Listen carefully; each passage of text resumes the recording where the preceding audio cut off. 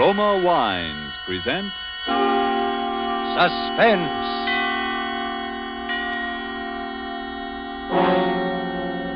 Roma Wines, made in California for enjoyment throughout the world. Salud. Your health, senor. Roma Wines toast the world. The wine for your table is Roma Wine, made in California for enjoyment throughout the world. This is the man in black, here for the Roma Wine Company of Fresno, California, to introduce this weekly half hour of Suspense.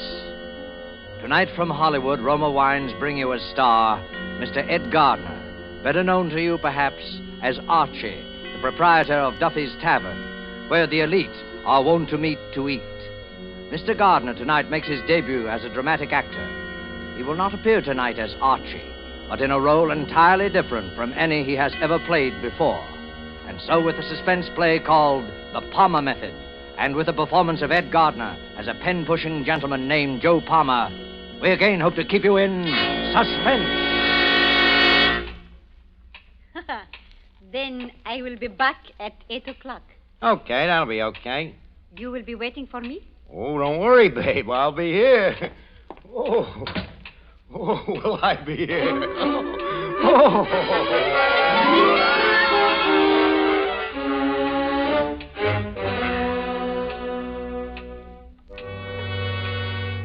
Dear friend Harry, I'm sitting here the last 10 minutes knocking myself out laughing and wishing for somebody to tell it to.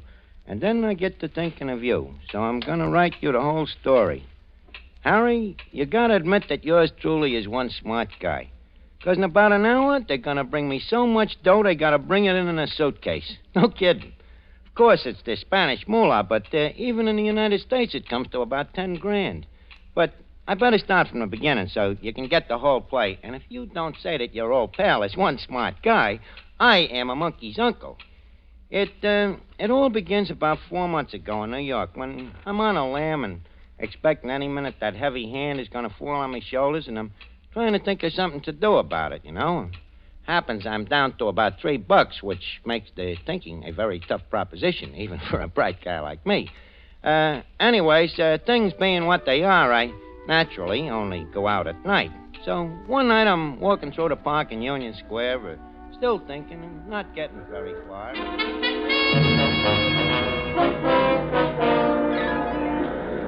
Election X3 here. FDR a landslide. Landing swamped in 46 states. Election X3. Paper, mister? Huh? Yeah, what a paper? Latest election returns. What election? Are you kidding? The election for president. Roosevelt and Landon. Here, get a paper and wise up. For a punk like you, I should get all excited every time they have an election? Well, it wouldn't strain your mind none. They only happen once every 4 years. Don't be such a wise kid. Do you want a paper or don't you? Sure. Give me one. Here, keep the change. Ah, gee, thanks. And let that be a lesson to you, not to get wise with guys that might do you some good someday. Well, thanks anyway. X3, FDR, Landon. Now, what am I going to do with this For thing? volunteers to help the heroic Spanish people in their fight against fascism. If the fascism of Hitler and Mussolini is allowed to triumph in Spain, it'll overrun all Europe. And once democracy is crushed in Europe, it won't be long before democracy is attacked here in the United States. Hitler himself has promised that. You there. It's only the beginning. Speaking to me? Yeah. What's that guy all wound up about? He's asking for volunteers for the Spanish Loyalist Army. Who they fighting? What's the matter? Don't you read the papers? They're fighting a fascist revolt. Listen, I got a paper here. You think I'm illiterate? I just get kind of mixed up once in a while. Yeah, they put out a lot of propaganda to confuse you. With Hitler and Mussolini on Franco's side, anybody can see what the score is now. Oh, sure. Look at that. Anybody. Fascist bomb Madrid. I just wish sometimes I didn't have a wife and kids. I'd go over there and get me a couple of licks at those guys. Over to Spain, huh? Yeah. They send you over there, buy your ticket and all like that, do they? Sure, they pay for your transportation. They raise quite a little money for that. Yeah. You don't happen to know where they sign up for this army, do you? Well, he'll sign you up right there. Hey, you want to go? Could be. Yeah. Why not? Sure, why not?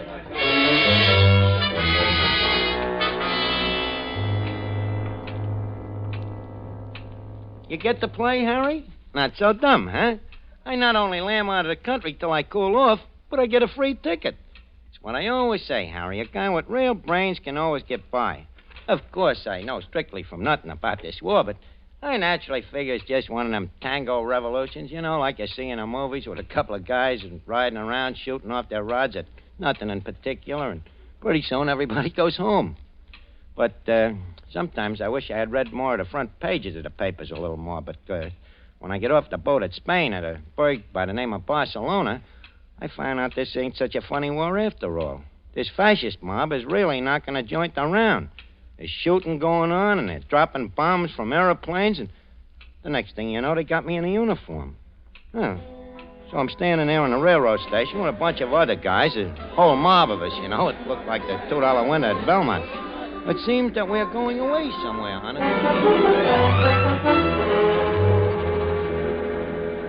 Next. Hey, step up here, please. Next. Your name, please? Padway. George Padway. Padway. Your number 336, car 7, compartment 3. Next, please. Palmer. Joe Palmer. How did you spell it, please? Palmer. Like the Palmer method. Oh, yes, Palmer. Jar 337, car 7, compartment 3, with Padway. Next, please. Step up, please. Next.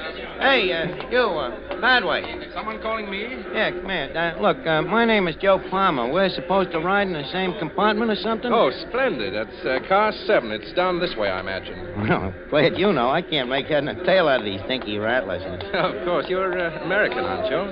What else? Here, let me give you a hand with your gear. Oh, yeah. Hey, thanks. Hey, these guys over here take this war pretty serious, don't they? Well, rather. What did you expect? Yeah. See, from what I see around this Barcelona, it looks to me like if they ain't careful, somebody's apt to liable to get killed here. Well, if you think this is bad, what about Madrid? They're dying up there by the thousands. Yeah. Hey, wait a minute. Madrid? Ain't that where this train is going? Well, of course. They're sending us up to keep them out of University City, if we can. And you say they're knocking them off up there by the thousands? I'm afraid so. That ain't good. You're not worried, are you, old man? Well, no, but I'm just thinking that... Papers, please. Padway, 336. No, and no, I'm... Palmer, 337. No, I'm... All in order. Hey, wait a minute. You got us mixed up. Well, how do you like that? It seemed to have got us mixed up, what? Yeah. That would be funny, wouldn't it, if they got us mixed up? You, Padway, and me. Yeah, that would be funny, all right.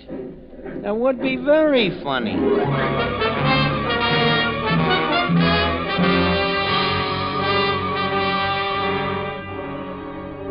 Tonight for Suspense, Roma Wines bring you as star radio's famous Archie, Ed Gardner, whom you've heard in the prologue to The Palmer Method by Ernest Martin and Robert L. Richards. Tonight's adventure in Suspense.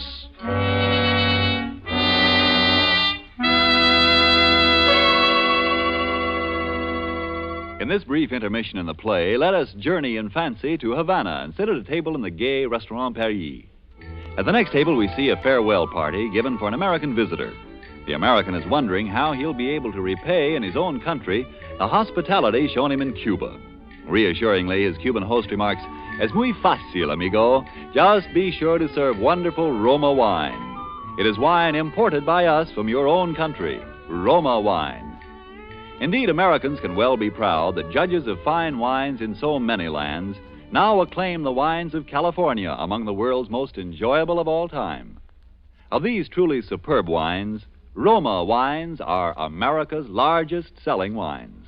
If you aren't already one of the millions enjoying Roma wines regularly, as a delicious beverage any time, to add sparkle to any meal, to smarten your entertaining, make your own taste test to choose your favorite, choosing from Roma wine's many different wine types.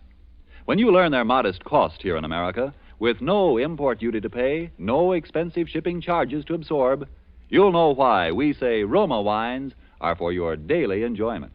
I'll spell out the name for you. R-O-M-A. Roma wines, made in California for enjoyment throughout the world. And now let us return to Joe Palmer as he sits in a hotel room in Spain writing a letter. Ed Gardner is our star in The Palmer Method, a tale well calculated to keep you in suspense.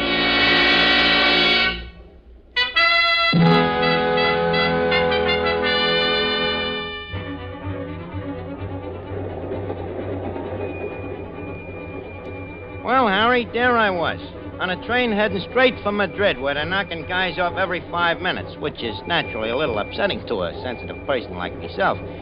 And, anyways, I get to thinking about this Padway guy I'm riding with. I can see there's something different about him from the rest of these guys, so I get to thinking about a plan.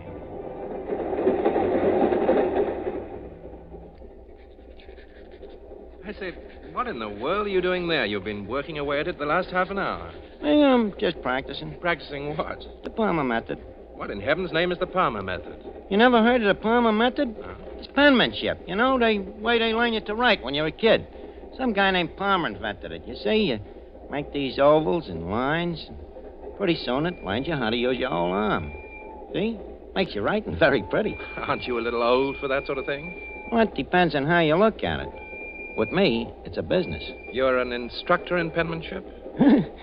Yeah, that's it. Instructor in penmanship. What's so funny? Well, look, when I was a punk kid in PS4, you know, the only subject I can pass is penmanship.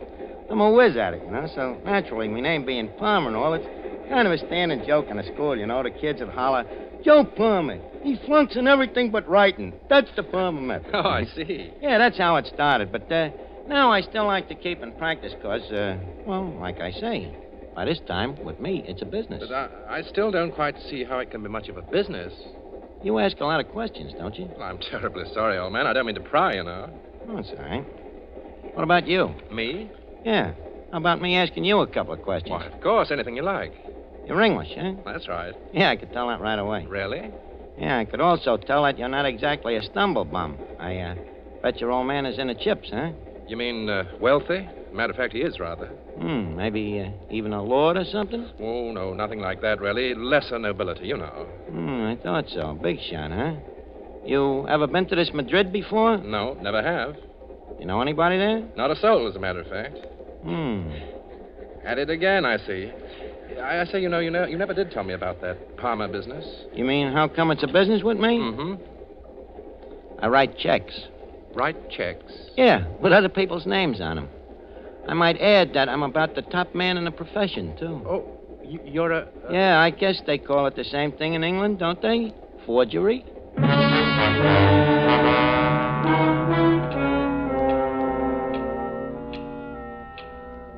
Oh, sure, I told him. So what? He don't know anybody in this Madrid, and I figure he ain't gonna know much about me, and he ain't gonna say much anyhow. Although I still don't know quite how I'm gonna do it. But then I get one of them breaks, Harry, that even a smart guy needs sometimes. By this time, it's night, and we're rattling along with the lights out, blacker than the inside of a nickel cigar, and I wait to see if maybe Padway will go to sleep or something. Well, the next thing I know, I must have dozed off myself. Because I hear a noise, and as I look out, I see it's daylight already, and we're coming to a big berg. Padway's awake, too, and he's looking over at me. You dropped something, Palmer? No, I thought you did. No. Well, hello. We must be getting into Madrid. Madrid, huh? Sure enough, pulling into the station now. Oh, that's great. That's fine. I say, old boy, you look a bit peaked. Anything wrong? No, I'm fine. Hey, what was that? A bomb, most likely. A bomb? That's it, all right. They're bombing the city, I suppose. Yeah, hey, they ain't gonna bomb us, are they? By Jove, I think they are. Look, what do we do, Padway? What do we do now? Keep down on the floor and hope for the best. The best better be awful good. This is a bit ironic, I must say. Oh, watch out for this one.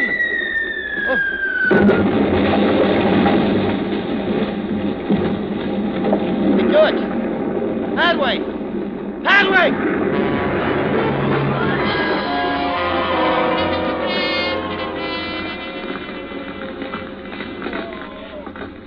Honest, Harry, what happens to that train should happen to Sing Sing prison. I look around and there's Padway over by the door, out like a light. And I can see that he ain't long for this world, the poor guy. Me, I'm lucky. I don't have a scratch. So naturally, now is when I go to work. I go through his pockets and take out his papers. There's a passport, some letters, and a wallet with quite a bit of dough in it. So I take a couple of things out of my own pocket and I put them in his. Only just then, Padway starts coming out of it. Well, Harry, what would you do if you were me? Like I say, I am opposed to violence as much as anybody. But there he is looking at me. And the guy ain't gonna live long anyway. So I grab me rifle and I tap him on the noggin. Sure enough, he's gone again. But for good this time. And none too soon because there's some guys coming down to the rescue. One of the guys pokes his head in my door. Bien aquí. Come again? You all right in here? Yeah, I guess so. What happened? Don't you know? You're lucky to be alive. Oh, yeah, I know, but this guy here, he wasn't so lucky. Huh? Oh. Dead, all right. Do you know him? Yeah, but I forget what name he told me. He's got his papers on him, I think. Oh, let me see here. Oh, yes. Joseph Aloysius Palmer. Oh, yeah, that was it. Palmer, yeah. Poor fellow. Well, he died in a good cause. You're right there, brother. He certainly died in a good cause.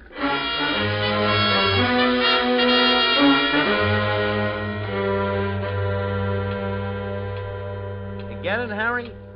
Joe Palmer, who was wanted by the New York cops, is dead. And George Padway, the big shot Englishman, is me. So I duck out quick to a hotel. I get me a change of clothes, and I figure maybe I better take a look through the rest of Padway's stuff to see if maybe I can get an angle. Well, I find this letter on him from some guy named E. Valankos. This letter says Valankos looks forward to meeting Padway and names a time and a place. Now, anybody else, Harry, this letter might have true for quite a loss, but not yours truly, because I know that Valankos has never seen Padway. The letter practically says that, and Padway himself has told me he don't know nobody in Madrid. You catch on? And I figure this Valankos is probably just a guy to get me out of this army. So, what do? I simply take me pen in hand and I write a letter. Very nice and neat, in George Padway's handwriting. Dear Valankos, I says, I will likewise look forward to meeting you at the time and place you say. Signed, George Padway. So the next night I go to keep the date. No fooling, Harry. This Madrid is really in tough shape since this fascist mob has been giving it the business. People is all poor and hungry, especially the women and kids, so naturally I feel sorry for them as I brush them off and walk into this hot spot. Well, I take a corner table and I tell the waiter I'm expecting Mr. Valankos. So I'm sitting there practicing with me pencil and paper, making me lines and circles, and the next thing you know, I ain't alone. Hello. Oh. Hello, Toots. What's cooking? What are you doing? Just practicing. What is it? A secret code? Yeah, that's right. The Palmer code. I like it. It's pretty. Yeah. You ain't so unpretty yourself, babe. Only I got some business tonight. Oh. Aren't you going to ask me to have a drink? Yeah, but, look, how about getting out of here and going someplace else for it, though, huh? What about your business? Well, with a babe like you around, I'm afraid the business will have to wait a little. Well, where shall we go? How about going up to my hotel room? You mean room 359? Yeah. Hey, wait a minute. How did you know? What is your name, senor? George Padway. So what? You are well known, senor. Well, sure, but, My name is Elena. That's fine, Elena, but, now about... My last name is Villancos. Valankos? Well, I'll be your monkey's uncle. Oh, no. I do not think so. So you're the Valankos I'm supposed to meet here. Well, in that case, Elena, just call me George. Of course, George. But now, George, I think perhaps we had better go to that hotel room of yours after all, eh? Oh, sure. It'd be a good idea. But only for business, George. Of course, naturally. But there is one thing I cannot wait to do. What's that? Congratulate you. Oh, thanks. For what? Why, for that troop train job, of course. Oh, well, it wasn't nothing, really. But there is still something I do not understand. What's that, baby? How did you manage to blow it up while you yourself were on it? Look, let's go up to the room. We'll talk it all over, huh?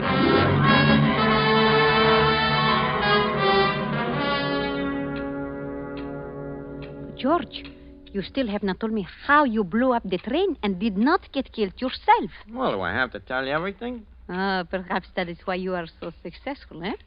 You have your little secrets. Trade secrets. There's secrets in every trade, you know. But of course I forget. You got your training with the Gestapo in Berlin. Yeah. They taught me a couple of things. Tell me, were you in contact with the firm of Krupp when you were in Berlin? Well, I saw something of them naturally. And what about Deutsches Farbenindustrie? Very fine firm. I guess there's a lot of dough on our side, huh? Oh, but of course, we have the money. The others, the scum. They have the rags on their backs and the few rifles they get from the Bolsheviks. Yeah, sure, but about this money. Yes, George? You see, the fact is, I'm a little short myself. Well, we always have more work for you to do. Oh, sure, but first, don't you think that... So that is why you are so suspicious with me. You want first the money. Well, that's the usual way, ain't it? But of course, I can arrange that. How much do you want? Oh, how much do you figure this job is worth? Well, perhaps as much as 50,000 pesetas. How much is that in United States dollars? I mean, pounds. About 1,000 pounds? I don't think I can do it for that kind of dough. 1,000 pounds is a lot of money, George. Yeah, but think of the expenses. What expenses? Well, things like, this dynamite, for instance. You know, you don't get that stuff for peanuts. Oh, George, you are teasing me. I will get you all the dynamite you want for nothing. Well, how about the element of personal risk? This racket ain't exactly the healthiest in the world, neither, you know. There you are right, George. It is a risky profession to be a fascist saboteur. That's what I'm telling you. How much do you want? Well, I don't see how I can play ball for less than 100,000 of them, pesetas. Very well, we will pay it. Well, that's swell of you, Toots. How soon can I have the dough? I will have it here within an hour. Okay, it's a deal. And then maybe you and me will still have time to go out on a little bender, huh?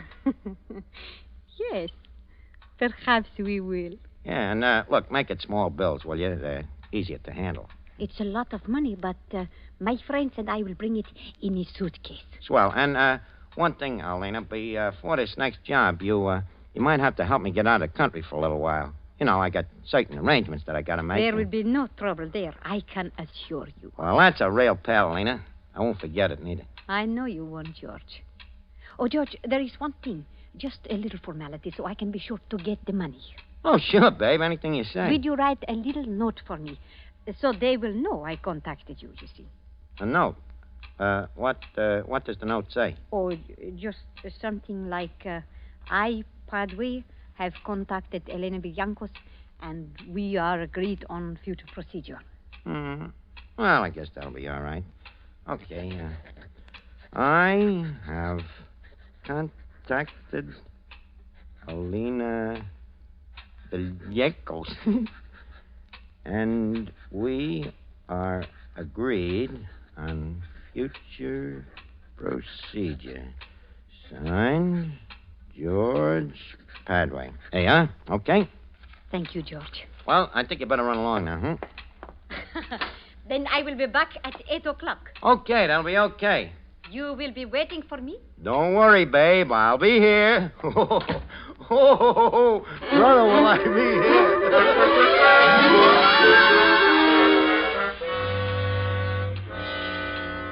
So now, Harry, you can see why I'm practically killing myself laughing while I'm writing this letter. Of course, while I'm writing that note in Padre's handwriting, I can hardly keep my face straight. You know, it's so right up my alley. Only thing that worries me a little is me conscience, if you can call that what I got a conscience on account of it. Really makes me sore the way this fascist mob I'm hooked up with is kicking the rest of the people around. However, I'm in up to my ears now, too, so I got to think about yours truly first, right? But maybe when I get in the clear someday, I'll figure out a way to get a crack at these guys myself on account of, believe me, Harry, these fascists is really a bunch of no-good crumbs. And I guess that'll even have to go for Alina. But now the hour's about up, and I think I hear somebody coming down the hall now. I'll tell you the payoff on all this when I see you in little old New York. In the meantime, Harry, keep your shirt on and try not to die from envy of your old friend Joe Palmer. Okay, babe, I'm coming. Well, right on time, huh? Yes. Senor Padway, this is Senor Martinez, Senor Quintero. Oh, hiya, fellas. Got the old suitcase, huh? Have any trouble getting the dough? No trouble. Well, maybe we better open it up and count it, huh? Yeah, just in case. Yes, I think we should. Go on, open it. Yes, senora. Elena, I never would have... Hey, what's that Tommy gun doing in there? Where's the dough? What's the matter? Are you afraid, my fascist friend? Wait a minute, what about you? Ain't you? Ah, not quite. I am an agent of the Republic of Spain, Senor Padway. We have been waiting a long time to trap you, my friend, but now we bring you your reward. Elena, wait a minute. Tell that guy to put that gun away. You gotta let me explain. I ain't no fascist. My name ain't even Padway. My name is Joe Palmer. I'm an American guy. I just come over here to fight for your side. No kidding. You can find it out from your friends in New York. I'm the guy that even killed Padway. Who wrote the letter to me? Who wrote the note for me tonight in the handwriting that we even compared with all our other correspondence with Padway just to make sure? Well, I did, sure, but that's me racket. Handwriting, forgery. I'm telling you, I'm Joe Palmer. Can you prove it? Sure I can. Yeah. I guess maybe I can't, huh? The handwriting. Yeah. Yeah, it's like I said to Padway. I'm the best in the business. It's kind of funny now, ain't it? We're wasting time. Okay. Guess there's no use talking. Guess I've been a heel. I outsmarted myself. But I want you to know one thing. I was really kind of on a level in my own way towards the end, but... Oh, what's the difference? Just one thing I want you to know for your own information. I'm swearing it. The guy you're bumping off is Joe Palmer of the International Brigade. Palmer. Like the on, Palmer. Martinez. Palmer. Method.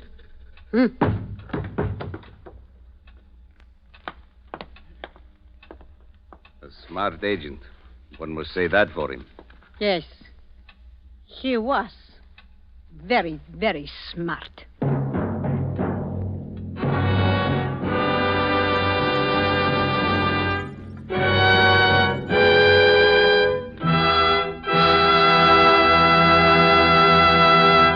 And so closes The Palmer Method, starring Ed Gardner, tonight's tale of suspense.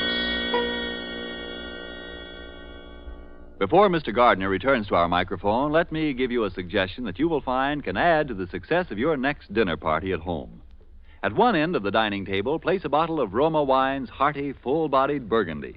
At the other table end, place a bottle of Roma Wine's delicately delicious Sauterne.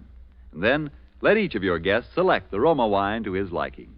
You will know that whatever the individual choice of a guest, both of these Roma California wines will delight by their superb quality.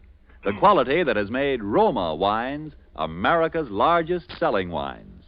In Roma, you have the old-world art of winemaking, plus the extra care, constant tasting and testing, which modern knowledge adds. While the superb quality of these good Roma wines will win your full accord with the judgment of wine experts of many lands, that Roma wines are truly magnificent. Let me repeat the name, R-O-M-A, Roma wines, made in California for enjoyment throughout the world. Well, this is Ed Gardner, alias Archie, speaking again. It's been a great pleasure to be on Suspense on account of it's one of my favorite shows. And next week, I hope you'll all be listening into the show like the gang of Duffies all will be when the star will be Gene Kelly. Thank you. Suspense is produced and directed by William Spear. Don't forget then, next Thursday for Gene Kelly in Suspense. Presented by Roma Wines, R-O-M-A, made in California for enjoyment throughout the world. This is CBS, the Columbia Broadcasting System.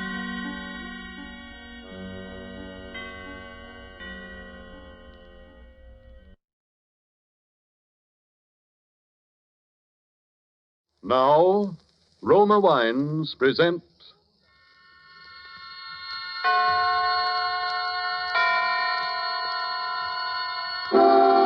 Suspense. Tonight, Banquo's Chair, starring Donald Crisp and John Loder.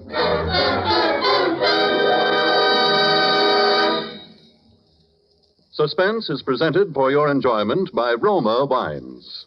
That's Roma, Roma Wines. Those excellent California wines that can add so much pleasantness to the way you live, to your happiness in entertaining guests, to your enjoyment of everyday meals. Yes, right now a glassful would be very pleasant, as Roma Wines bring you Suspense. This is the Man in Black, here to introduce this weekly half hour of Suspense. This evening, Roma Wines bring you as stars two distinguished gentlemen from the Hollywood sound stages, Donald Crisp and John Loder. Mr. Crisp and Mr. Loder are here to enact for us a strange and startling drama in which they, in the interests of justice, made use of an unusual method to wring a confession of guilt from a criminal. But before we raise the curtain on Rupert Croft Cook's story, Banquo's Chair, which is tonight's study in suspense, here is a message from your host. Let us picture a scene beneath a radiant Caribbean moon at the fashionable Hotel Nacional de Cuba in Havana. An American dinner guest has just raised his glass in a toast to Havana, its traditions, its beauty, the superb dinner, the wine. His Cuban host replies, "True, the traditions, the scenery, and the food you enjoy, they are Cuban. But the wine of which you speak so highly, that is of your country. It is the famed Roma wine, made in your own California." Yes, it may surprise you that California produces Roma wines of such uniformly superb quality that they are imported by many foreign countries. But millions of Americans do know and enjoy the excellence of Roma wines daily, with meals and when entertaining. These millions have made Roma America's largest selling wines. They know, too, that Roma wines are amazingly inexpensive, only pennies a glass, for wines of such distinguished character. That's because here in America you pay no high import duty, no expensive shipping charges for Roma, wines that combine age-old winemaking skill with modern testing and quality control. So ask for Roma, Roma wines, made in California for enjoyment throughout the world. And now with Banquo's Chair, and with the performances of Donald Crisp as Sir William Brent and John Loder as Arthur Grange, Sir William's friend who relates the story to us, we again hope to keep you in suspense.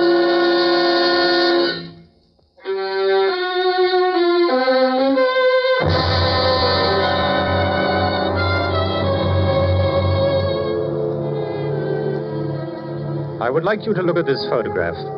It's the picture of Sir William Brent, ex-head of the English Criminal Investigation. I knew Sir William well, and he always terrified me. Not in the sense that he was brutal or evil, he was none of that. But look at that cold face, particularly his eyes. When he looked at you, you flushed with guilt. Every misdeed you ever committed in your life floated over your face. A glance from him made you feel as if you were stark naked. He saw you with all your defenses down. I'm going to tell you about Sir William's last case. A case that, well, even recalling it sends real shudders through me.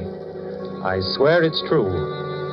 I wish I never had, but I saw it with my own eyes. I witnessed it in all its dreadful details. One night about 11 in the evening at the club, a boy came up to me.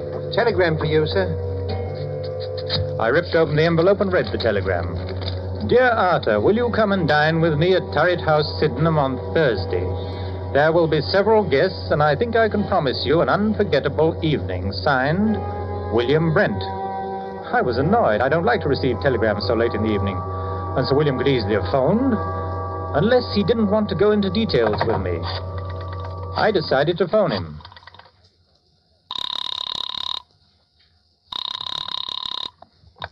Hello?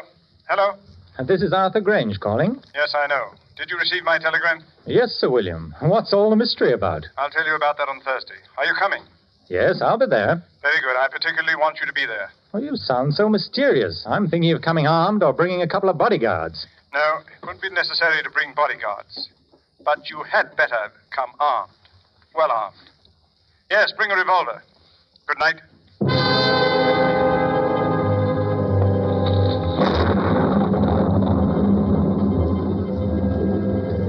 early Thursday evening, I made my way to Turret House. A windy November rain slashed at the streets. Turret House is a huge red brick, unpleasantly somber mansion, an ugly product of Queen Victoria's time. There it squatted, back of the road, almost hidden from view by several dripping pine trees. The neighborhood had seen better days. I walked up along the unkept path until I reached the great oaken door.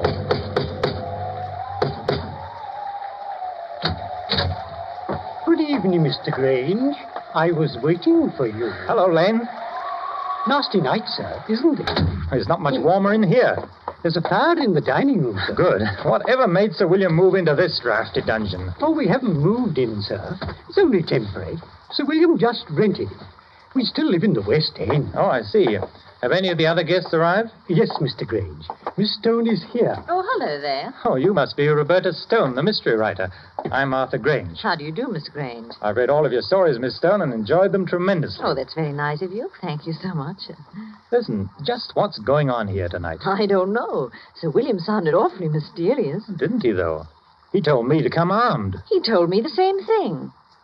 Here's my gun. I must admit, I've never fired it in my life. It scares me to death. Why do you suppose he picked a spot like this to give a dinner party? Oh, it's the scene of the crime. Huh? What crime? Murder. A particularly unpleasant one. Really? I must say the murderer couldn't have picked a more ideal setting. Well, good evening, Roberta. Arthur. Hello. I'm glad you're both on time. Hello, Sir William. Nice apartment you have here. A sort of mausoleum and dining room combined. You're a bit afraid, aren't you? Of course not. Why should I be? Your eyes give you away. What's all this about? You invite us to this God-forsaken damp dungeon and tell us to come armed? Now, don't be upset, Arthur. It's only a precaution. Who's the other guest, Sir William? Well, there are two more guests. But first, I'll tell you all about it. Lane, will you serve the drinks? Yes, Sir William. Now, I'll tell you what's going to happen tonight. This house, Turret House, was the scene of the Sydenham murder, a very famous case. Yes, of course, I remember it. That's right. No offense, old man, but wasn't it the only case you never solved? Arthur, I solved the Sydenham case, but I couldn't bring the criminal to justice because of insufficient evidence. You mean you knew who the murderer was? Yes, of course. It was the nephew. The nephew? Then why in the world didn't you put him in... Because the nephew had an absolute and unimpeachable alibi. To have arrested him would have meant a waste of time and money. And a release in the end. Besides, according to English law, a man acquitted can never be arrested again on the same murder charge. The nephew, John Bedford, will be here to dine with us. And, oh yes, the victim, Miss Ferguson. What? Hey, wait. Do you mean Miss Ferguson wasn't actually murdered? Miss Ferguson is quite dead. Has been dead these 2 years. You mean you're going to have the body of Miss Ferguson here while we eat? Oh, this promises to be a very gay dinner.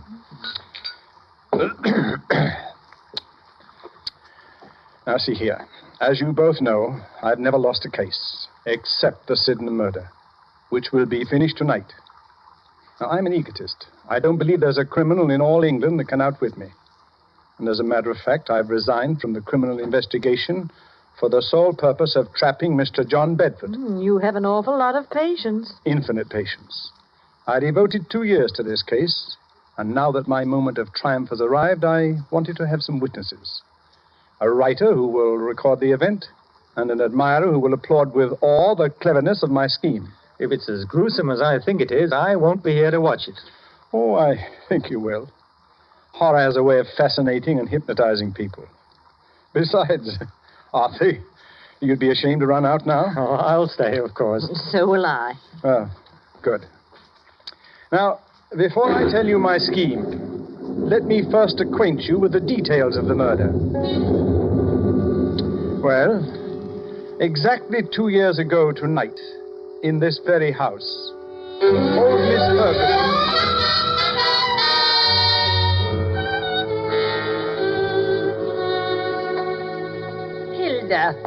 Hilda, where are you? Oh, where is that foolish maid? Yes, Miss Ferguson. Why don't you answer when I call? Well, I was in the kitchen, Mum. It's after 10 o'clock. You should be on your way home. Well, I was just about to leave. Has my nephew called? No, Mum. Mr. Bedford hasn't called since yesterday.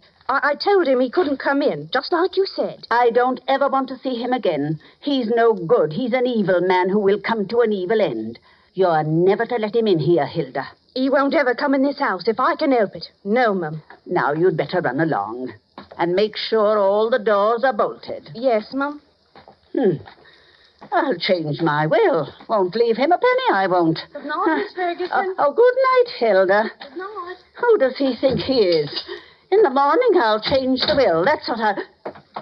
Who's there? Who is it? It's I, Aunt Martha. Your own affectionate nephew. What are you doing in my house? You're not at all pleased to see me. Your only living relative, too. I'd like you to leave at once, or I'll call the police. I'd rather not, Auntie. I want to have a talk with you. You don't want to talk to me. All you want is money. Yes, Auntie. I want money, and lots of it. You've got all the money you'll ever get out of me. You won't even get a penny after I die. I'll see to that. Perhaps you'll appreciate the value of money after you've worked for it. Why are you wearing gloves? I've made up my mind, Auntie. What are you doing? Keep away. You're an old woman, Auntie. All that money is no good for you. You can't ever use it. I'm young. Money means life to me, a rich and gay life. You're old, Auntie, and you're going to die soon anyway. No, it can't be. You're not going to do that. Yes, Auntie, I am. You don't want to live anyway, Auntie. You're lonely, sick, and old. I'm doing you a favor. Nobody can hear you, Auntie.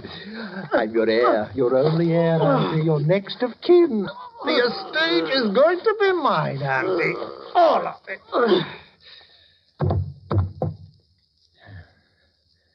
Now, don't you worry, Auntie. We'll have a fine funeral for you.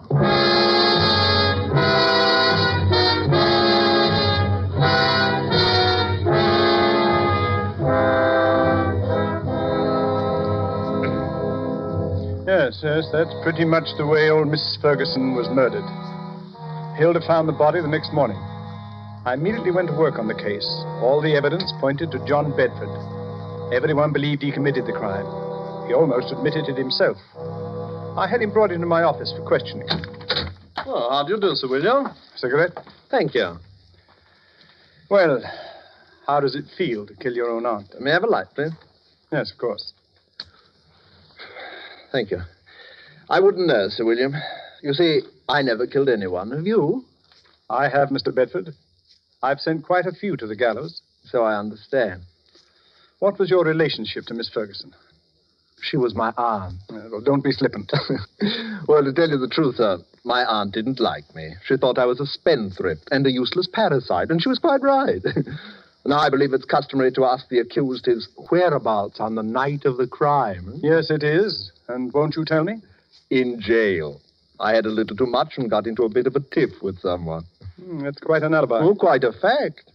It was hardly possible for me to be in jail and kill my aunt at the same time. Unless, of course, my aunt came into my cell and allowed me to murder her, after which she walked back to Turret House as a ghost, dragging her body behind her. Hardly possible. Don't you think you ought to check my story? I already have. You've done a very skillful job. Too bad you couldn't use your talents for something constructive. Well, then, why don't you arrest me, Sir William? No, Mr. Bedford. I have time. Plenty of time. Well, you'd better work fast. By the time you get around to me, I'll have spent all of my aunt's beautiful money. It's not the money we're after. It's you and your beautiful life. Good day, Mr. Bedford.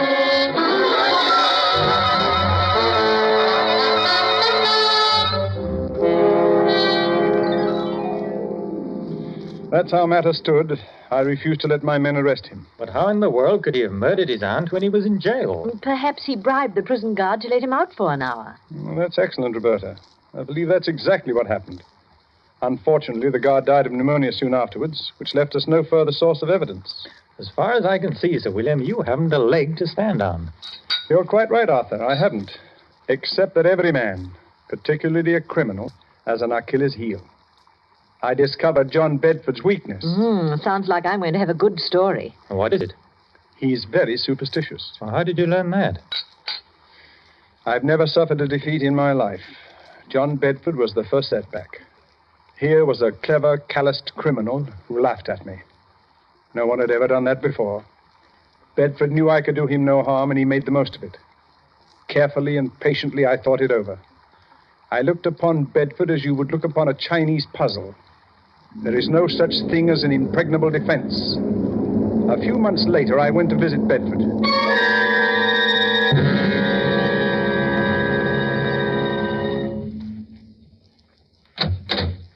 Oh, Sir William, what a surprise. Won't you come in, please? Thank you, Mr. Bedford. Oh, I'm really honored to have the great Sir William Brent pay me a visit. You're not after any more clues, I hope. It does get rather tedious. Yes. No, not at all. I know when I'm licked. Well, I don't want to appear smug, sir, but everyone has his Waterloo. Do you have a drink? No, thanks. I suppose you're curious about why I came here? Well, I'd hardly imagine it was a friendly visit. I've resigned from the criminal investigation. I'm a private citizen now. Yes, I heard about that. You know, most people misunderstand me. It wasn't my love for justice that made me pursue my profession with such tenacity and success. Yeah? Of course, with the sole exception of your case, of course. It was a game of skill to me. My wits against all comers. I lost in your case.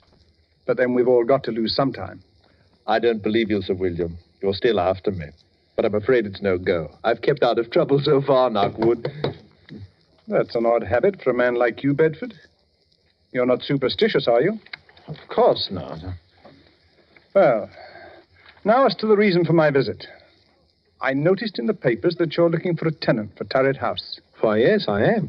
I'd like to rent it. Well, the scene of the crime, eh? Well, of course, why not? There's no harm in it. As a matter of fact, I'll let you have it very cheaply.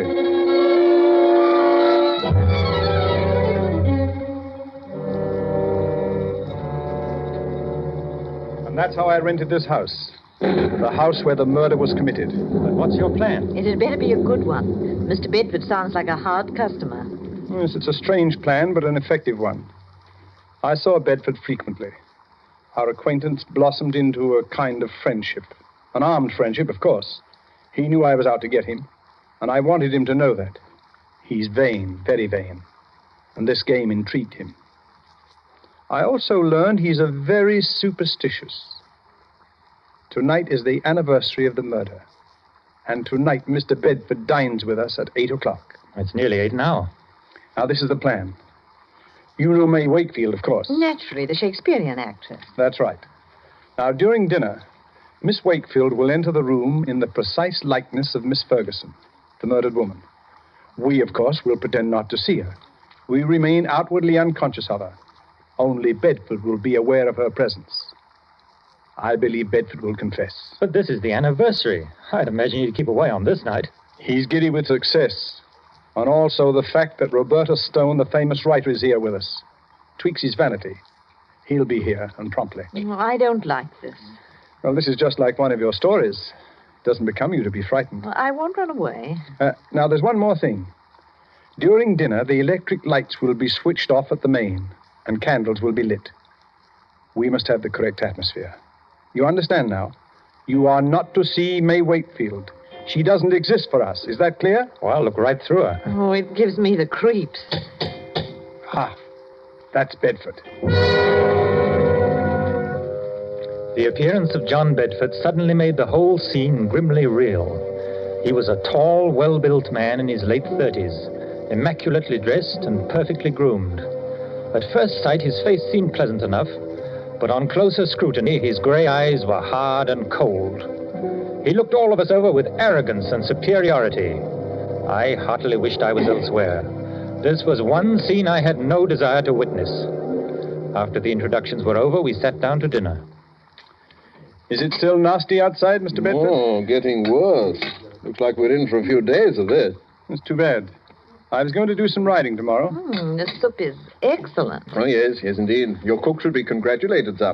The soup is a masterpiece. Poor Alice. She's been my cook for 20 years, but she's given me notice. Absolutely refuses to stay here. Says this house is haunted. Roberta, you might make an interesting story for you. You might speak to her. Oh, really? Alice swears that she's seen the figure of an elderly lady with finger marks on her throat walking about the house. Come now, Sir William. This is too good. Such an obvious attempt to frighten me. Sir William is convinced that I murdered my aunt. But please, Sir William, a little more subtlety. Surely I deserve it, huh? Perhaps the cook did see the figure. It might interest you to know, Mr. Bedford, that I don't believe in ghosts. And I'm sure my cook never saw this elderly figure. It's all in her mind. I am afraid your little attempt didn't work, sir, but I must admit your graceful admission of its failure. Yes, I suppose I'd better give up, shouldn't I? Oh, no, never give up. If at first you don't succeed, you know. Do you live very far from here, Mr. Bedford? Thank you, Miss Stone. There's really no need to change the topic. I hope you find this game as amusing as I do. I'm sorry, Mr. Bedford, but this isn't my idea of pleasant dinner conversation. Well, we'll talk of pleasant things then, eh? I saw a very exciting play last night. Excuse me a moment. It's really fearfully hot in here. Do you mind if we get a little air, sir? Oh, I'm sorry. It is rather warm. Lane, open the windows, please. Yes, sir. What terrible weather.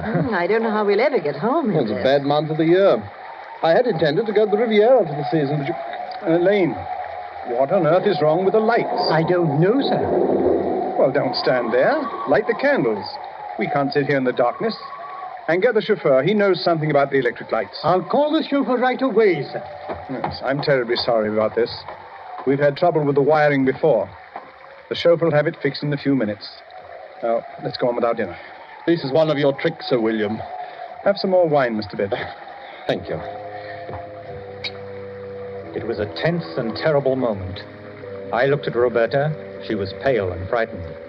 Bedford, for all his poise, was uneasy. He didn't know whether Sir William was planning anything or whether this was really an accident.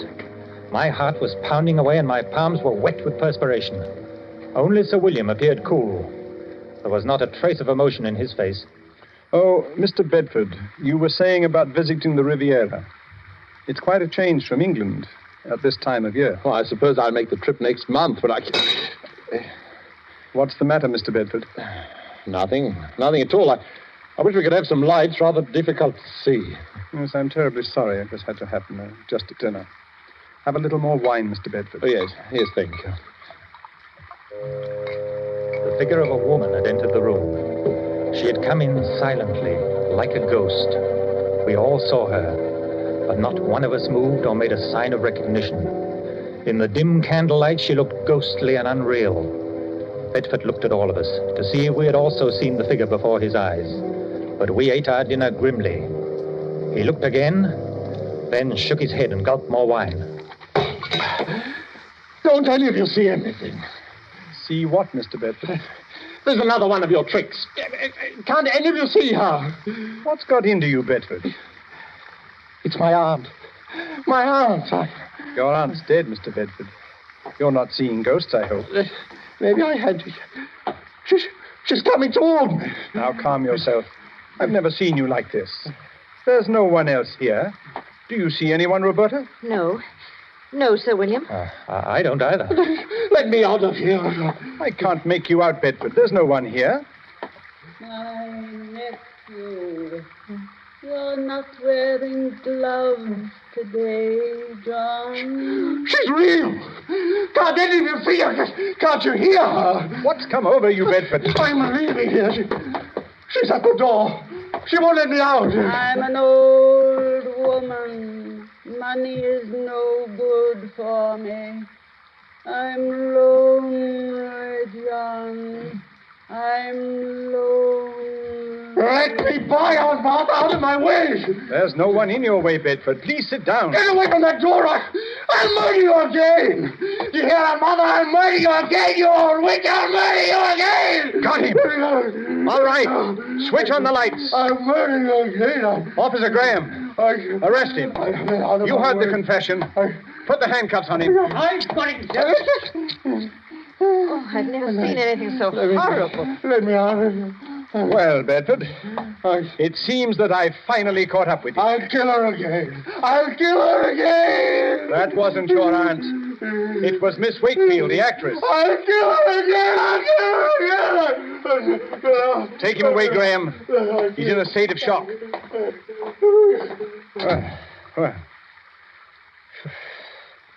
Well, shall we continue with our dinner? I hope you're fully satisfied, Sir William. Quite. It's been a long job, but it has ended as I knew it would. I'm most grateful to you both for your help. I thought it was a pretty grim affair. I must say you know your job. May Wakefield certainly knew hers. That was the finest piece of acting I've ever seen. Yes.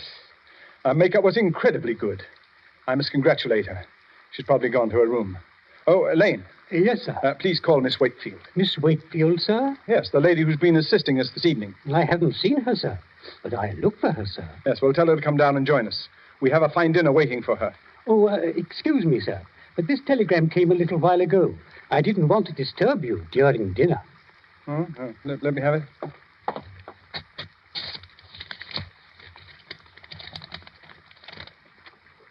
Sir William, what's wrong? Good.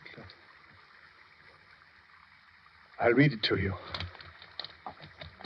Extremely sorry. Severe influenza makes it impossible for me to leave my bed tonight. Will tomorrow night do? Signed, May Wakefield. Lord help us. If it wasn't May Wakefield, then who was that figure here tonight? There was no answer. I looked at Sir William, staring at the telegram. His face was gray and stony. On his left temple, a crooked blue vein stood out. It twitched once or twice, and then was motionless.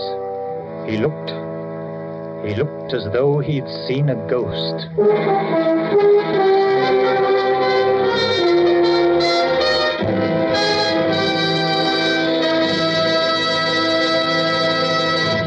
And so closes Banquo's Chair, starring Donald Crisp and John Loder. Tonight's tale of Suspense. Suspense is produced and directed by William Spear. Have you discovered, as thousands have, how much Roma wines add to the enjoyment of your meals? How their superb flavor makes special occasion feasts out of everyday meals? Well, find out for yourself. Start off the meal with that delightful appetizer, Roma California Sherry. Then place on the table a well-chilled bottle of Roma California table wine, delicate Sauterne, hearty Burgundy, or tart, tasty claret. You'll be amazed at the tremendous difference Roma wine makes in the enjoyment of your foods. Now, don't overlook this easy, inexpensive way to add thrilling extra enjoyment to everyday living. Remember, Roma wines cost only pennies a glass. So take a tip from the millions who enjoy Roma wines, at meals or when entertaining. Ask for R-O-M-A, Roma wines. America's largest selling wines. Made in California for enjoyment throughout the world. This is John Loder. There's no program that Mr. Crisp and I admire more than Suspense. And I know I speak for him as well as myself in saying how thoroughly we've enjoyed our appearance here this evening. Now, at the request of our government, I want to pass this information along on behalf of the Merchant Marine. 6 ships a day instead of 5 soon will be coming off the ways of our shipyards. The United States shipbuilding program is being increased rather than cut. A few days ago, contracts were awarded for 262 additional new ships. Every one of them must be manned by 40 to 50 men, most of them with previous sea experience. The longer Pacific distances and expanding supply problems on every front will call for the continuous employment of large numbers of men and ships until Japan is totally defeated. The universal demand for a strong post-war merchant marine makes post-war opportunities in these jobs fully as great as in any American industry today. Next Thursday, same time, you will hear Mr. Charles Lawton as star of Suspense. Presented by the Roma Wine Company of Fresno, California. Roma Wines, R-O-M-A. Made in California for enjoyment throughout the world. This is CBS, the Columbia Broadcasting System.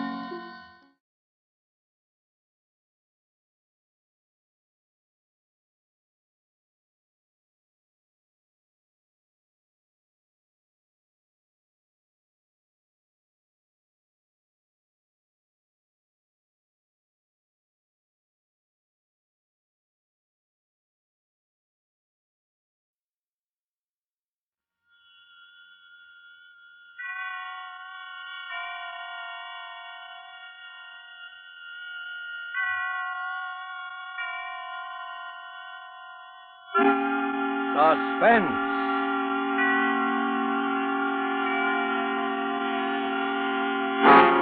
Produced, edited, and directed by William Spear. Suspense, radio's outstanding theater of thrills, presents the last of a special series of Friday night performances at this hour. Tonight from Hollywood, we bring you a most unusual broadcast, starring a famous radio couple who have never before appeared in a story of this kind, Mr. Ozzie Nelson and Miss Harriet Hilliard. You are accustomed to hearing our stars in their own comedy show, but tonight, Ozzie and Harriet appear for us as a couple who are driven to the plotting of murder in Too Little to Live On by Robert Richards, a play well calculated to keep you in suspense.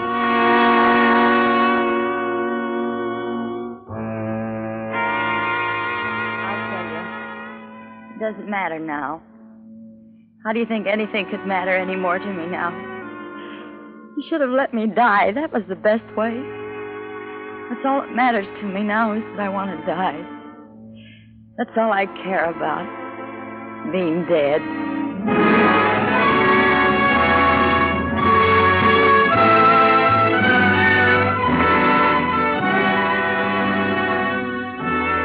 I don't know whether we ever thought about it before this morning or not. It might have crossed our minds sometime, one or the other of us, I don't know. But we never talked about it, never. Never before this morning. And then this morning, everything just seemed to come to a head. Every little thing that had happened all those months and years just seemed to pile up at once. It just seemed as though this morning was the last straw.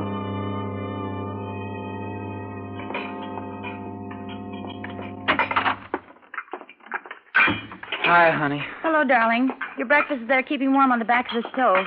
I'd get it for you, but I'm already late with his. That's all right. You better hurry, though. No, I'm not going to the office today. You're not? He wants me to stick around. His lawyer's coming over sometime today. His lawyer? Yeah, don't you remember? I guess I forgot. Yeah, his lawyer's coming over, so I have to stick around the house all day. Couldn't you go over to the office and come back? No, that's not the way he wants it. He says the lawyer's coming, but he doesn't know when. At least that's his story. Well, maybe he really doesn't know. Oh, he knows all right. Not that it matters much. I don't have any appointments today anyway. People around here wouldn't have their teeth fixed if you paid them to. Well, they can't help it if they're poor, Dave. I didn't say they could. I just said they can't afford to go to the dentist. I'm the dentist they can't afford to go to. I know. Oh, darling, if we could only move to another neighborhood, then at least you could start building a decent practice. Sure, how? With what? I know. With Uncle Ed's money when we get it. At least that's what we've been telling ourselves for the last 3 years. Well, couldn't we talk to him? Couldn't we make him see He likes to see us have it tough. Likes to have us dependent on that money. That's all he lives for, and he'll probably live to be 100. We've just got to be patient, Dave. Oh, there he is. He's up. I've got to hurry. I think at least he'd spend enough dough to have some decent tires put on that wheelchair of his so it wouldn't bump around over our heads like a 10-ton truck day and night. Well, I suppose we ought to be thankful he doesn't spend his money. In a way. Have you seen him this morning? Uh-huh. How's he feeling? About the same, I guess. He made me bring his lemon juice and water down and heat it up again. Said it wasn't hot enough. Willie almost bit me again. Ah, that mutt. Well, the dog's getting old. I suppose he can't help it. Any more than Uncle Ed. They could both help it. He wants it that way. He gets a kick out of it. Now it's got so we even have to kowtow to a snarling little mutt. He sits there and laughs. We've just got to be patient, Dave. One thing, when we get that $30,000, we sure will have earned it. Dave. Yeah? What about the lawyer? What about it? I mean, what do you suppose it means? What should it mean? He's always getting that guy over here every 3 or 4 months and going into some kind of a huddle. But why should he want you here? He probably needs us both as witnesses to something. You know, he's been talking an awful lot lately about that orphanage over in Brooklyn. Sure, and last winter all he could talk about was some foundling home for stray dogs down in Pennsylvania. He's just cracking the whip, that's all, to see us jump. Oh, Dave, if he was to change his will now after all we've been through... Oh, don't worry, he won't. Oh, there he goes. He's something for his breakfast. Coming right up, Uncle Ed. Let's see. I hope his eggs are right. Get the coffee off the back of the stove, darling, while I get a cup. Okay. Take it easy. It's all right, honey. It's only a cup. I know it. It's only Sometimes it makes me so nervous I feel as though I was going crazy. Take it easy, dear. Here, let me get the tray. No, I'm all right now. There's a pan of milk warming on the stove. Fill this bowl about half full and break up a handful of those little dog biscuits in it. Okay. Sugar, salt, pepper, cream. All right, come on. Open the door for me, will you, darling? Here, I'll carry the tray. No, he likes to have me bring it. What's the difference? Oh, don't ask me, Dave. Oh, the paper for him. Oh, you've got it. Oh, I haven't read the paper yet myself. You can read it later. Come on.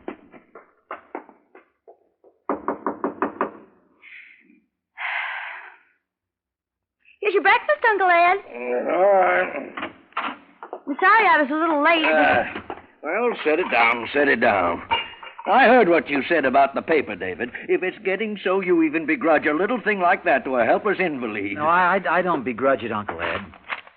Here's your paper. So important for you to read the paper, why don't you subscribe for 2 of them? I'm afraid the budget in this family won't stand for little luxuries like that. When I was your age, I had my first $1,000 in the bank. Well, things were a little different in those days, Uncle Ed. I was a little different. That's what the difference was. All right, set Willie's breakfast down for him, Myra.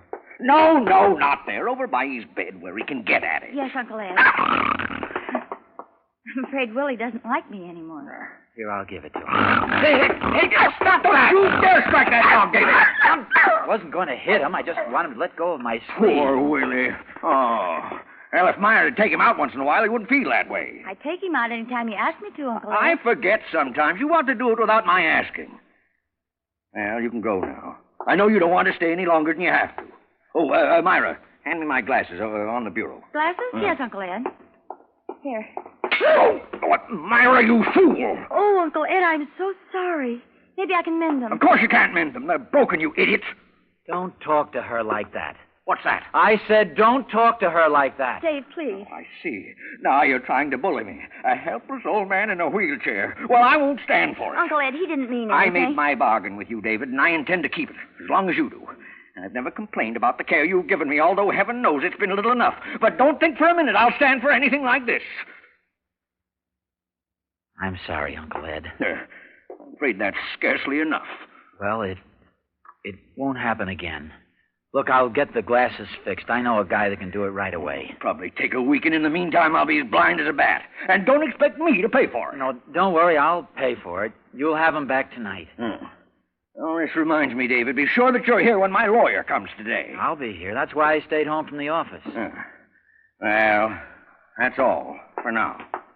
Oh, and I suppose neither of you's taken the trouble lately to find out which of my prescriptions need refilling. Oh, yeah, I was thinking of that yesterday. Oh, were you? Well, let's do it now. Bismuth's entirely gone. Look, entirely gone. You better get another bottle of iron tonic. Let's see, the drops. Yeah, that's all right for now. And the thiocyanate. You better get that refilled, too, while you're at it. Take the bottle of the bismuth, too. I'll go right away, Uncle Ed. Yes, you do, and you come right back. You know that I must have my bismuth not later than 20 minutes after each meal. Yes, I know. Come on, Myra.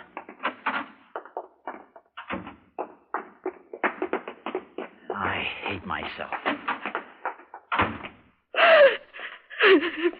Oh, take it easy, dear. It's all right. It's all right now. Oh, Dave, I've tried, but I can't go on like this. Oh, take it easy, honey. It won't be much longer. Oh, we've been saying that for 3 years. We're like prisoners. We can't go out of the house together because somebody has to be with him. We can't have friends in because they disturb him. Oh, Dave, we can't even have a baby. I could kill him. Sometimes I could kill him. Dave, don't. I mean it. When I see what he's doing to you, when I see him making a slave out of you, making a nervous wreck out of you so you can't even call your soul your own. No, Dave, please. Please, I'm all right now. Sure, we made a bargain, like he said. But not this kind of a bargain. Oh, darling, I know it's just as bad for you as it is for me. It's just that I'm here alone with him all day. I'm sorry. I shouldn't have let myself go that way. No, I hate myself, Myra. If I'd known I was going to be like this. It's not your fault, darling. I knew what we were doing. I'm not even a man anymore. I let him sit there and say things to my wife that a man wouldn't take from anybody on earth, but I take it. I take it and smile. Oh, Dave, it's not your Oh, fault. it is my fault. If I was any kind of a man, I'd do something about Well, it. there's nothing to do, don't you see? I should never have acted like this. We've just got to be patient and wait, that's all. Wait. Maybe another 3 years, maybe 10 more years. Oh, honey. Oh, what's the use of kidding ourselves? How do we know how long it's going to take him to die? Sometimes I don't even think he's sick. Sometimes I think he's just putting it on to make us wait on him. But the doctor says... He could fool the doctors. It's been done. Even when he does die, how can we ever be sure? Dave, you don't... I think he's just that mean, yes. Snatch the money away at the last minute and die laughing at us. But he said it was a bargain. He said he You promised... think promises mean anything to him? Well, could he do it without... with... Do what? Change his will? Well, sure he could do it any time he wanted to. Without even telling us? Nothing that says he has to tell us anything. Oh, Dave, the lawyer. Yeah, I know. Today. Why does he have to come today of all days? After I broke his glasses and you hollered at him? Yeah, I know. Could he do it just like that today? Sure. You do it today, you could do it any time. We'd never know until he told us. Oh, he wouldn't. He couldn't. Why not? He might just as well do it anyway. He'll hold it over us in the last minute like he did just now, till we probably die of heart failure before he does. But you said just a few minutes ago... I know. I've been kidding myself for 3 years, but not anymore. Oh, Dave, what are we going to do? What can we do? I don't know, Myra. I don't know yet. If only something could happen. Like what? Nothing's going to happen, Myra. Unless we make it happen. Dave, we couldn't. Well, we can't go on like this either. We could tell him to And go. throw away 3 years of our lives? The 3 years we've rotted in this dump?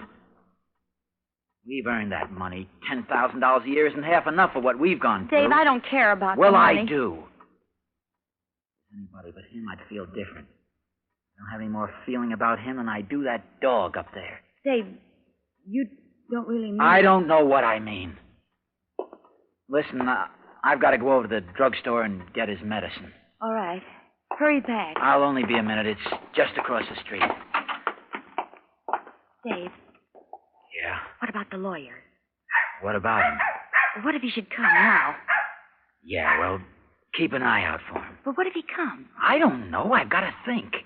Stall him off.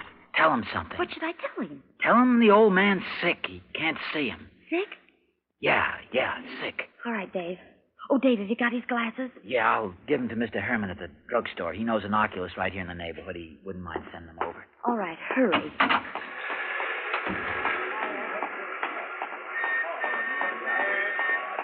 Well, good morning, Dr. O'Connor. Oh, good morning, Clancy. Taking day off today? Yeah, that's right. Take it easy. Say, how's the old gentleman this morning? Oh, he's all right. Well, I'm glad to hear it. He's a fine old man. Hello, Mr. Herman. Well, Dr. O'Connor, you come for your regular batch of medicines, I suppose. Yeah, that's right. How is Mr. O'Connor? Better, I hope. Well, I'm afraid he's been having a little pain lately. Oh, that's too bad. He's such a courageous old man, so Yes. cheerful. Yes. Every time I go by and he's sitting up there by his window, he waves. Always he sends his little remembrance at Christmas. Yes, your uncle is a real gentleman. Yeah, that's right. Well, what will it be today? Oh, the iron tonic, bismuth, 100 tablets, and refill the thiocyanate prescription. Here, I brought the bottles. All right, I'll get it for you right away. You got a prescription for the thiocyanate, a new one? No, but I'll sign it. Oh, sure, that's right. You can sign it. You know how it is, Doctor. We got to be careful of these things. You better give me the big tablets this time. Sure thing. You reach just over the counter there. You'll find the prescription blank. Just below there. You got it? Oh, yeah, thanks. There we are. But don't bother wrapping. All right. Let's see. That's $4.87. $4.87. Here, I got it even. Oh, and say, Mr. Herman, I wonder if you could do me a little favor. Why, surely anything, Doctor. My uncle broke his glasses this morning. Oh, say, that's too bad. Yeah, he's almost helpless without them. Yes, that's right. I know he is. Yeah, and I wonder if you could send him around to a good oculist in the neighborhood. Why, sure I could. No trouble at all. I'd go myself, but Well, he's not feeling too well this morning, and I ought to get right back. Whatever the bill is, you know I'm good for it. Don't you worry about that. Why, sure, I'll do that right away for you, Dr. O'Connor. Yeah, well, thanks. Thank you, Dr. O'Connor. Give the old gentleman my best, Doctor. Sure, I will. Dave? Yeah, the lawyer come? No, did you get the glasses? Yeah, I gave them to Mr. Herman. Come on in the kitchen. I got the medicine, Myra. Oh. Myra, do you know what these things are that he's been taking? No, not exactly. Well, this is bismuth. Stuff he takes after each meal. 3 or 4 of them. The stuff he's due to take right now. Dave. No, wait a minute. These are thiocyanate.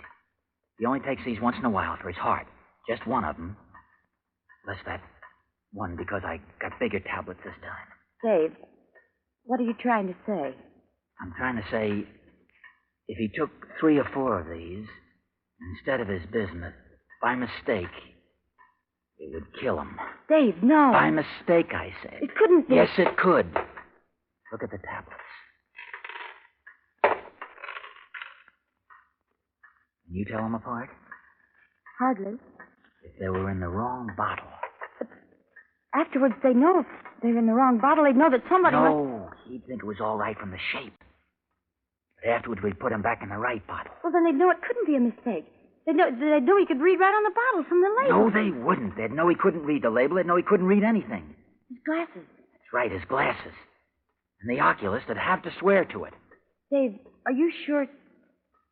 Are you sure he can't see? He's blind as a bat without him. That much I know is real.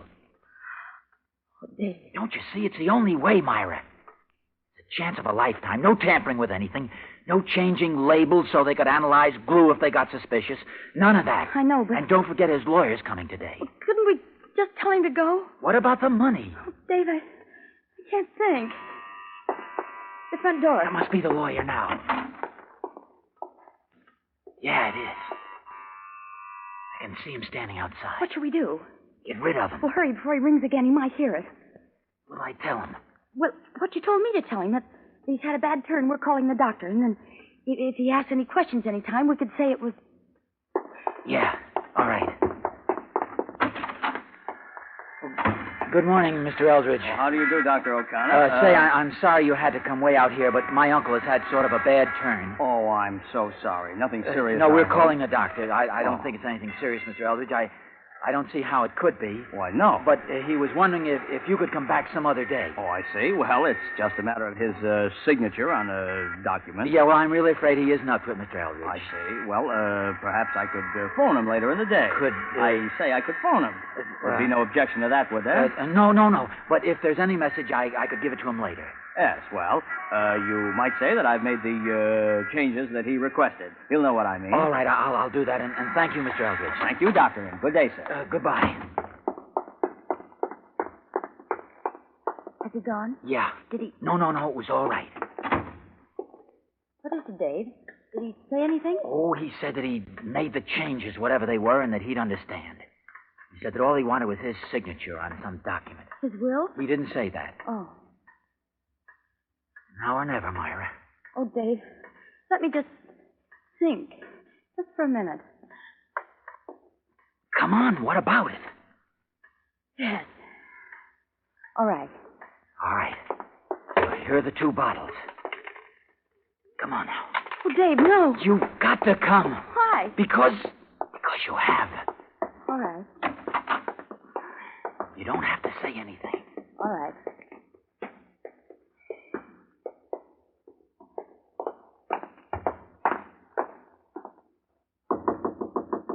Yeah? Oh. Did I hear someone at the front door? No, there hasn't been anyone here. Has there, Myra? No. Oh, I thought it might have been Mr. Eldridge.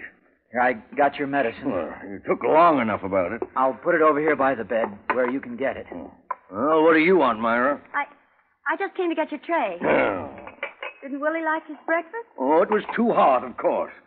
I'm going to give it to him now. Have you got water for your pills? Yes. What about my glasses? Oh, they'll be ready this evening. Oh, all right. You show Mr. Eldridge up here the minute he arrives. Yes, I will, Uncle Ed. Yes. to take the tray? No. I got it.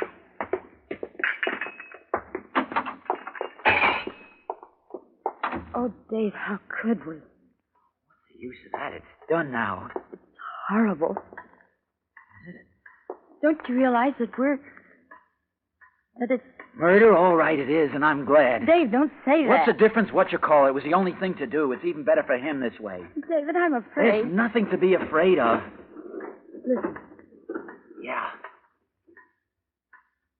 He's wheeled himself over to take his pills. Dave, does it... Will it take long? At his age, and if his heart is anything like what the doctor says it is, no. Is it... Painful? No. Like a heart attack, that's all. What was that? He must have fallen. Then he... Yeah. A minute anyway. We ought to go up. No, wait a minute. But the bottles... There's plenty of time. Shouldn't you wear gloves or something? No, I thought it'd look funnier if there weren't any fingerprints. David, we ought to go up, even if... I mean, it would look better. All right. We'll have to call the doctor. We'll have to anyway, either way. I suppose. Don't worry, it won't be like that. The wheelchair's empty. He's not here. Quick, look in the closet. No. Under the bed. Dave. Look, Willie. He's dead. The dog is dead, Myra. But how? There's a note on the chair. Oh. What? Dave, what is it? It's from him. It says, "My dear, dear niece and nephew. The thing has at last occurred which I have always known would someday inevitably occur. Poor little Willie has given his life to save mine. Oh. It may interest you to know that from my window I saw Mr. Eldridge leaving the house. I also suspect that the incident of breaking my glasses was not quite an accident. And so, my dear children, I have gone to the police. And the little bottles with their transposed contents are in my pocket as final and conclusive evidence of your murderous intent. Fortunately, I have never been quite as helpless as I allowed you to believe, and have in fact conserved my strength for precisely such an emergency, a circumstance to which it now appears I owe my life. For your further information, Mr. Eldridge was not coming to change my will. Dave? Now my would-be heirs and assigns, a fond farewell. I will see you in court. Your loving Uncle Ed. P.S. Did you hear my body fall? I thought you would like that. I did. How could he have gotten out? Oh, down the front stairs while we were... You said he couldn't read the label. He didn't. Tried it on the dog. What can he do? Attempted murder. 20 years to life. But would they believe... They'd believe what everybody else believes. A fine old gentleman. Why? There it is. David. Yes. Are there any more? What? The pills? Myra. There isn't anything else to do, is there, David? No. I guess not. Are there more? Enough? Yes. Of the little ones in my pocket. These? Yeah. How many? Oh, half a dozen. You said it didn't hurt. No. Not much. Oh, David, I did so want to have children. Front door. Look out the window. See who it is. Dave, I'm afraid. What's there to be afraid of now? Couldn't we go away somewhere, some other country? With what? It's probably the police now. David, here. You'd better go down and tell them something, anything, just so they'll leave us alone. Give us some time. Yes, all right. Myra. Yes? Goodbye, darling. No, wait. Go on. Goodbye.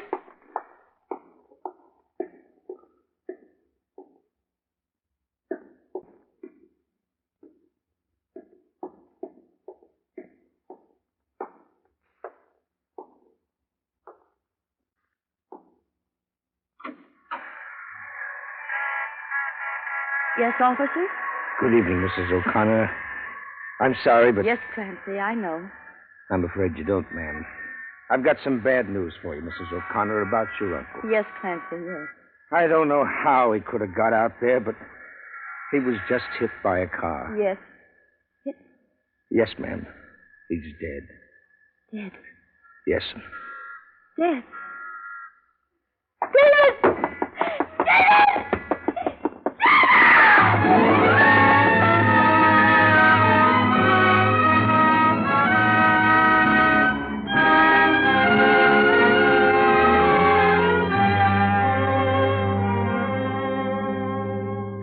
That's all. I tried, but they stopped me. David had died before I got there. That's all. I just wanted to have children. I wish I was dead.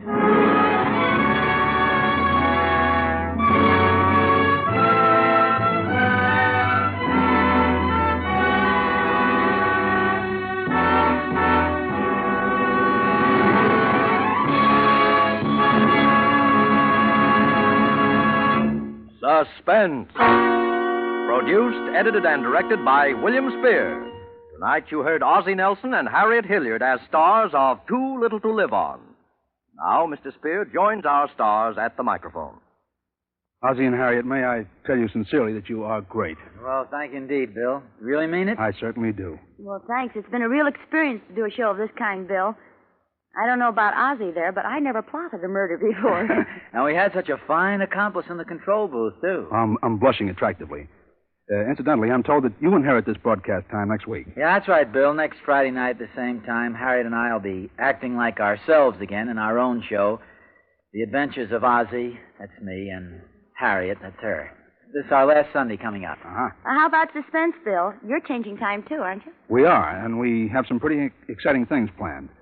Beginning a week from tomorrow, that's Saturday, January 3rd, Suspense will be broadcast as a full-hour series every Saturday from 8 to 9 o'clock Eastern Time.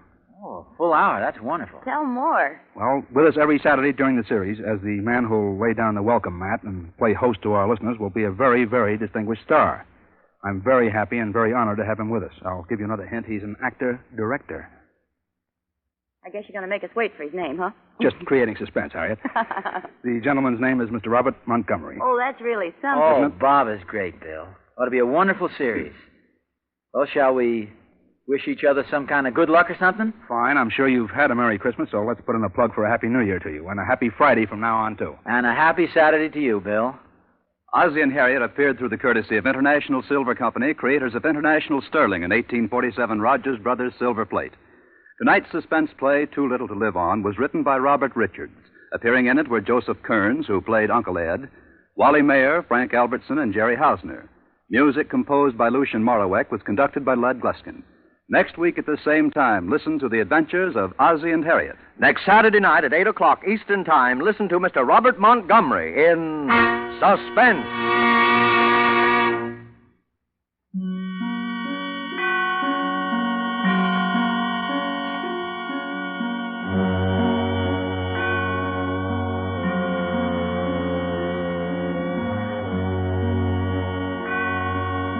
This is CBS, the Columbia Broadcasting System.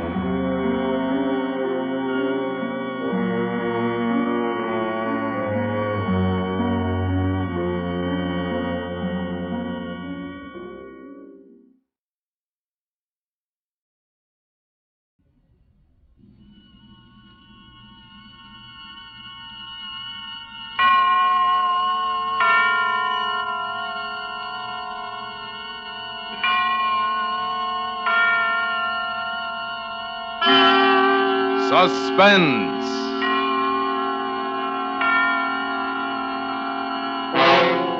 Tonight, Autolite and its 96,000 dealers present Mr. Gregory Peck in Nightmare, a suspense play produced and edited by William Spear.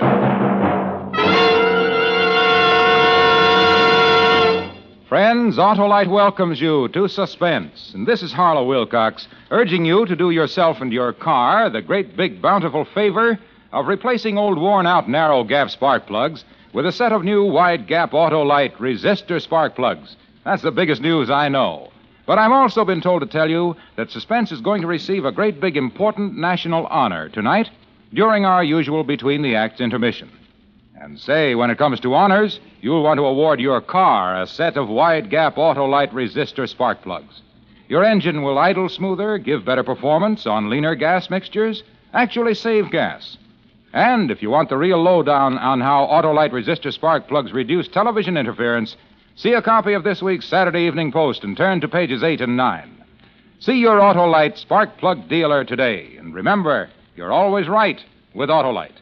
Oh, and remember, too, Suspense on Television returns to many stations throughout the nation Tuesday night, September 6th.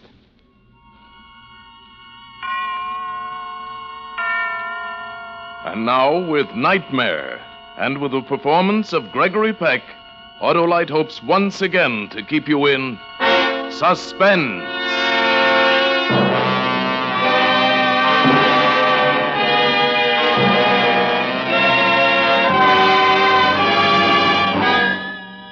They say every nightmare has a prelude, something that inspires it, something that happened or almost happened that your inmost mind seizes upon.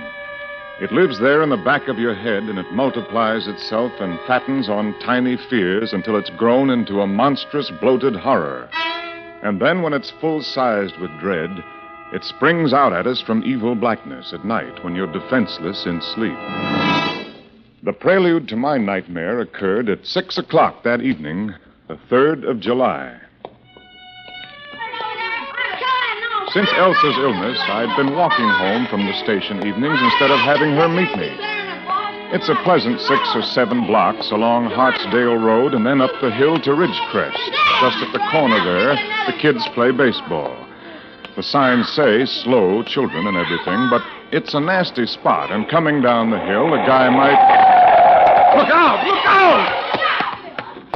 Hey, you, what's the matter with you? Don't you know that you I could... didn't see him, brother.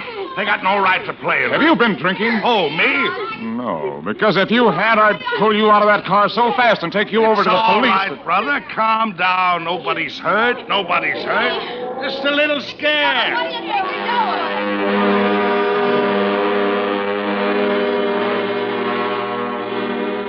I was still trembling when I got home.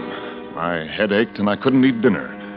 It wasn't something I could tell Elsa about. She wasn't ready yet to hear things like that, so I just sat there at the table, looking across at Stevie, half hearing his prattle about the new fishing rod and how many fish he'd catch on our outing tomorrow, and some little story he'd learned in school about Thomas Jefferson and the first 4th of July.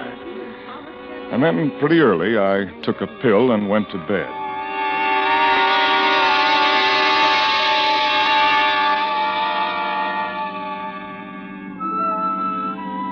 It was the next afternoon. We were driving along, my wife, my boy, and myself. You know that winding road that leads up from Kingston to Fallstown in the trout country? A lot of hairpin turns and a few bad shoulders, but beautiful, beautiful scenery. And that's what we all needed after her nervous breakdown. A little slow around the turns, Ben. Why do you drive so fast? You're never driving too fast as long as you feel the car's under control. Bet it wasn't under control a minute ago. What a curve. Ben, the gas tank's almost empty. Why didn't you listen to me and fill up at the last station? There's always a reserve after the empty mark. Bet we run out of gas. Well, it seems to me, youngster, that when I tell you that... What's wrong? Why are we stopping? Oh, that's what I'd like to know. You know, Dad. You know. Yeah, I know. Out of gas. Oh, Ben. Will you ever learn? Well, everybody runs out of gas once in a while. Okay, well, it's a nice day for me to take a hike. But, Ben, is it all right to be parked like this? On the curb, so close to the road? Well, why not? Where's the traffic? Only adventurers like us know about this road. Well, goodbye, folks. Oh, goodbye, Mr. Know-It-All. I'll go with you, Dad. Oh, no, you'll stay here. Rule of the woods. Always leave one man behind to protect the women. Oh, can I take out my rod? Can I practice how to cast? Sure. And you, lady, you wipe off that smile. With my feet, this is a first-class tragedy.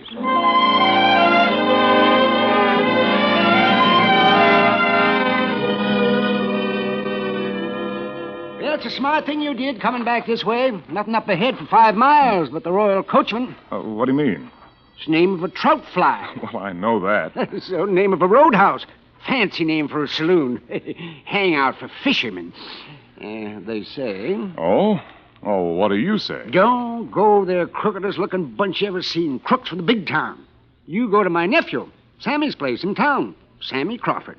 Clean sheets, good beds, home cooking. Hey, good undertaker, too. Called himself a mortician. Well, what do they need him for, the fish? Alive or dead. He put you to bed. Well, want anything else? How's your oil? Just the gas, thanks. Are we all straight? Yep. $1 deposit on the can. Give it to my nephew, Sammy, and let him take the $1 off your bill. Oh, well, we may not see Sammy. We'd like to pitch camp tonight. Got a place? No. Oh, that's bad. Gets dark mighty quick up this way. You sleep at Sammy's, mister. Better make a reservation. Trout season. Well, maybe you're right. You got a telephone in there? Sure have. 15 cents. Oh, this is going to be expensive fishing. Oh, what's Nephew Sammy's number? It's right here on the wall, over the phone. Oh, say, look at that fella coming down the pike there. 80 miles. Bound for the roadhouse. Can't wait. Say, there are 24 numbers over this phone. Pick the biggest one, the one in red. Hey. Oh, look at him go, would you? Go on, you crazy fool, you. You're going to save 5 minutes if you have to kill 5 people to do it. Will you try to straighten out some of them bends up ahead? You crazy fool.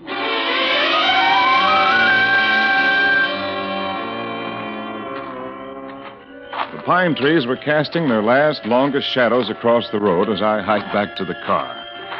Well, we weren't going to get too much fishing done on the 4th of July, but we had to find some for Stevie. What a kid. Teasing his old man all the time. Then I came around that hairpin turn, and there was the car a few yards away, but no family. Elsa? Hey, Stevie! No family. Oh, Stevie was asleep and she didn't want to call out. That's right, the kid was tired. A lot of excitement for one day. I stepped on something. It's Stevie's trout rod. Lying in the middle of the road. These kids have no sense of responsibility. A split bamboo rod with silk winding and a balance that was so perfect. Well, I stepped up to the car. Elsa sat in the back seat looking at me. And in her lap, she held my boy. Dead. Elsa couldn't speak. She couldn't speak. She couldn't speak.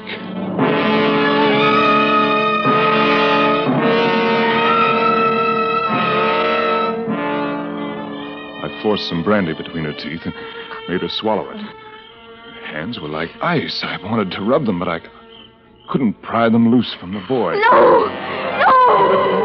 I see him. No! You want to make sure. I know. You want to make sure. Get away! Get away! Elsa, how did it happen? His trout rod. Always his trout rod. He was standing at the edge there, casting. He wasn't on the road. He wasn't. And then there was a noise, a car coming up fast. You could tell. And before he could move, it came around the bend and it swerved. Elsa, what? There was so much dust. So much dust and pebbles everywhere. Such a thick cloud of dust. And Stevie flying out of it. Elsa. Like a ball or a bird. Flying out of it. Elsa, take some more brandy. It'll do you good. No, I don't want any. Get away. Elsa, you've got to take some more brandy. Elsa. That's how he looked. Standing in the road with the bottle in his hand. Who was standing in the road? The man who killed us. He came back? He got out of his car and he came over to where I lay in the road with Stevie. He had a bottle and he took a drink and he offered me a drink and he said he was sorry. And then he drove away. He said he was sorry. Sorry. Elsa. Sorry. Elsa, sorry. darling, Elsa, don't, Elsa. Poor little Stevie. Poor sweet little Stevie. Poor Stevie. My boy. And then it began to grow in me. And then the hate began to grow. She couldn't remember his car or the clothes he wore, and I couldn't make her describe his face. But I knew that somehow I'd find him. Couldn't be very far off, not in this part of the country. I'd find him. And when I did, I'd kill him.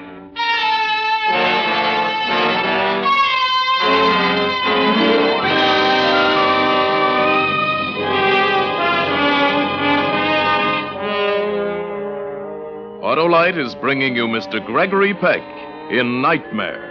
Tonight's production in radio's outstanding theater of thrills, Suspense.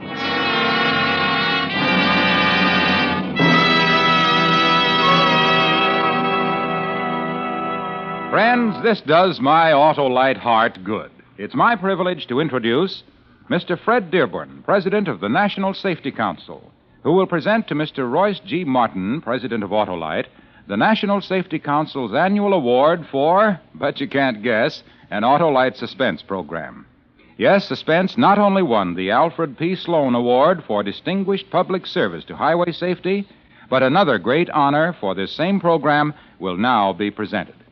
Friends, Mr. Dearborn. Thank you, Harlow Wilcox. The National Safety Council wishes to thank you, Mr. Martin, and the Electric Autolite Company for bringing to your tremendous radio audience the year's outstanding highway safety program, James Cagney in the suspense show titled No Escape. It was a wonderful story presented to perfection by Mr. Cagney and his supporting cast. The judges unanimously selected it as the winner. So now, Mr. Martin, I have the pleasure of presenting to you this certificate of award. Thank you, Mr. Dearborn. In promoting highway safety, and you can rest assured, it is a great pleasure to have Suspense win this outstanding recommendation from the National Security Council. I speak for one and all of Autolite employees. I trust that tonight's show will make an equal contribution, especially at this time with a heavy travel over the Labor Day weekend. Thank you again, Mr. Dearborn.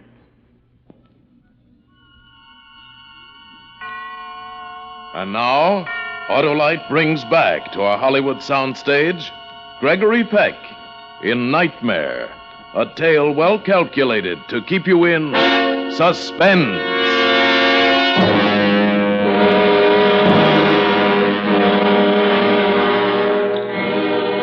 I plunged the car back into darkness toward the roadhouse. The killer, the dirty, dirty killer. There was so much dust. Dust and pebbles and Stevie flying out of it. Like a bird. Yes. Like a bird. Yes, Elsa. He got out of his car and he offered me a drink. He stood there and he said, "You better take a drink." Oh, there's the Royal Coachman, that roadhouse. And he said he was sorry. We'll stop here and use the phone. There's a Sam Crawford in Fallstown. He runs some tourist house and a funeral chapel. I'll call him from here. Yes. Oh. See all the lights. Why are all the lights on? It's a roadhouse, Elsa. So many people going in. Why are they laughing? Well, they don't know how we feel, Elsa. They don't know about us. Is it all right to leave you here for a moment? I want to call. There he is. Would you like me to... Elsa. That's him. He killed us. Who? That's him. Who? The one who hit Stevie? Where? There he is. Where? That one? The man standing in the doorway? How do you know? Can you see his face? Came over and he stood close and he said, "You better take a drink." He was big and fat, and his body filled the frame of the door. He ran a pudgy hand across his face. Now, he was drunk, all right, and he was trying to shake himself out of it. Well, he'd never drink again. He'd never drive again, not after I got through with him. Elsa, sit back. Now, don't let anyone see you. He killed us. Yes, I know. Now, wait here, Elsa. Wait here. Don't get out of the car. I watched him go inside. He walked across the lobby and disappeared in the bar. I went in after him. He was sitting there, his elbows on the bar and his head between his hands. I sat where I could watch him and still not be too close. Yeah. With soda. Before the bartender hardly let go, he had it down. And then his watery, bloodshot eyes looked about the room. His eyes caught mine. Bartender. He called to the bartender and then whispered something in his ear, looking at me, then pointing. The bartender walked over. What'll it be, Mac? Nothing. Really, I don't care for anything. It's on this gentleman. Have a drink, fella. It's on me. No, thanks. Can't drink alone, never could. Come on now, have a drink. What'll it be? Can't insult a man, you gotta have a drink with him. Come on. Better take a drink with him, fella. Well, soda. Just plain soda, but I'll pay for it myself. Just plain soda? Please, here's the money. What do you think you're doing? He don't want your money. Ain't that right? Your money's no good here.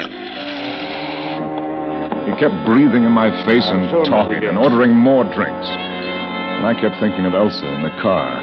The way her eyes changed when she saw him. The thing in her eyes when she looked at him. That fat man breathing down my neck and guzzling like nothing happened. I'll have it again the same way. Come on, fella. Drink up. Come on. You can't drink that stuff without something in it. Drink it. Hey, give him something in that soda. I don't want anything. He don't want anything. He don't want anything. No, I'll have it again the same way. Coming up. He kept looking at me, breathing at me. He had the face of such an ordinary man, only very beefy. Such an ordinary man. How could he do what he did and then run away? I wondered who he was, what kind of work he did. Did he have a family? Did he have a son of his own? Was he having all those drinks to try to forget? Well, I couldn't let him forget. How long was he going to sit there? A couple of more drinks, and he finally got up. He threw a bill on the bar and started to go. Hey, your change. Never mind the change. He waved a pudgy hand. Big shot, big tipper. Very generous, nice guy. He even offered Elsa a drink after he killed our boy. I followed him into the lobby. He went to the desk. 257. Good night, sir. All right. He started for the elevator. I hurried to the stairway. I ran up to the second floor. I waited off the stairway landing and watched the elevator door open. Wait a minute, not so fast. Please. I said wait a minute. Don't shut that door, not so fast. There's someone else ringing. I want to ask you a question. I have to go. People ringing. Can I ask you a question? Please step away from the door. You're blocking. Answer my question. Get away from the door, then I'll tell you. Sure. Now answer me. When are you going Smart, Alec. Thinks she's smart. He started down the hall, coming towards me. I stepped back into the stairway, took a cigarette out of my packet, started to light it. He walked past, then he stopped. Oh. Hi. I didn't want to talk to him, just wanted to do it and get it over with. I started toward him. We were alone. And then somebody was coming down the stairs. You wouldn't mind coming along? Well, I don't like it. Even the service is lousy in the place. One elevator and you can die waiting. How's about a light? There's nothing here to do but fish. Well, before I could answer him, his fat, pudgy hand closed over mine and drew the lighted match to the cigarette in his mouth. He puffed loosely. His hand was damp and warm. I drew back. Thanks. Yeah. I'll see you around. I counted the doors as he passed on down the hall. 1, 2, 3. The 5th door down. That was his room. I walked slowly down. I stood in front of his door. So now it would happen.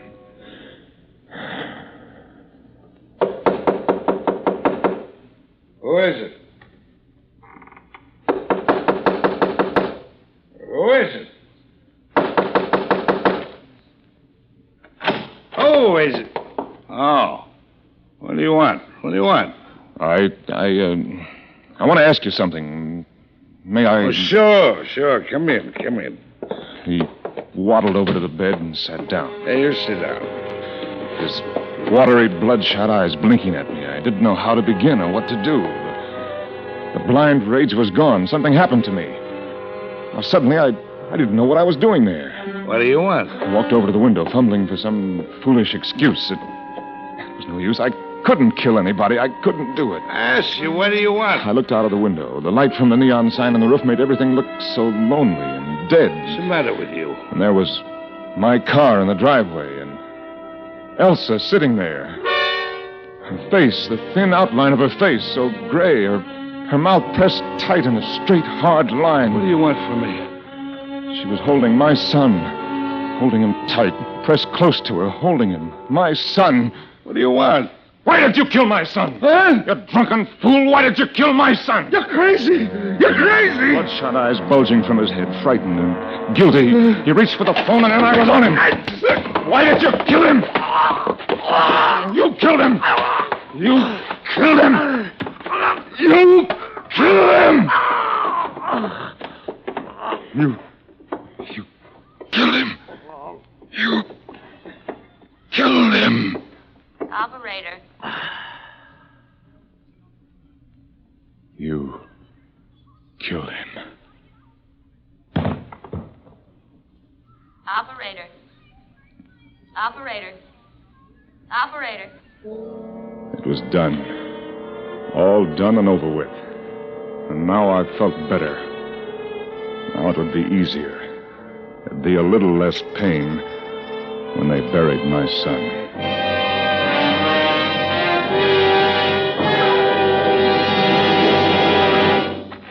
Elsa, you all right? He's dead. I made sure of that. Now let's get out of here. The twisted blacktop road unwound steadily under the headlights.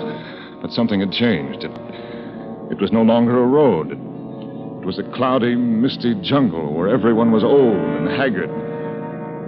And there were no children. And then we brought our boy into Fallstown.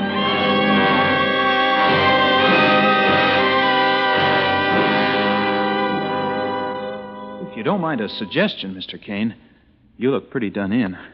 And when we carried the boy out of the car, I had a look at your wife. Yes, I know. Good thing you didn't stop at the Royal Coachman. Where? The Royal Coachman. That's a roadhouse. Halfway between here and my uncle's gas station. You didn't see it? No. Well, it's all lit up with neon, like a regular Christmas tree. Troopers just phoned. There's a job for me. Somebody choked somebody to death. Lots of excitement. Oh, well, who did it? Oh, they'll find him. She looks bad, your wife. We ought to get her right to bed. Yes. Elsa? Now I have no son. Well, this is Sam Crawford, Elsa. He's going to take care of Stevie. And we're going to sleep in his house tonight. I think we need some sleep, don't you? That's him. What do you mean? That's him. He did it. He did what? He killed my son. Elsa. I'm Sammy Crawford, ma'am. I run the local... He killed us. He killed us. Elsa. Elsa. Look at me. Are you all right, Elsa? I don't think she knows what she's saying. He came over. He stood there with a bottle. He said he was sorry. Elsa. Elsa, this is Sammy Crawford. He wasn't there. He was here, miles away. He killed us. I'll get Doc Sadler. What's the matter with you, Elsa? I know he didn't do it. He couldn't have. I was talking to him on the telephone when it happened from the gas station. Elsa, we know who did do it. We know. And he's dead. He said he was sorry. He said he was sorry. Elsa. Yes. Look across the street.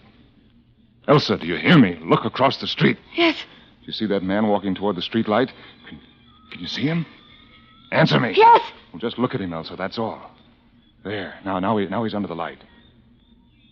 Well? That's him. No. That's him. No. That's him. He did it. Elsa, he did it. Elsa, that's a minister. He did it. You know it wasn't a minister.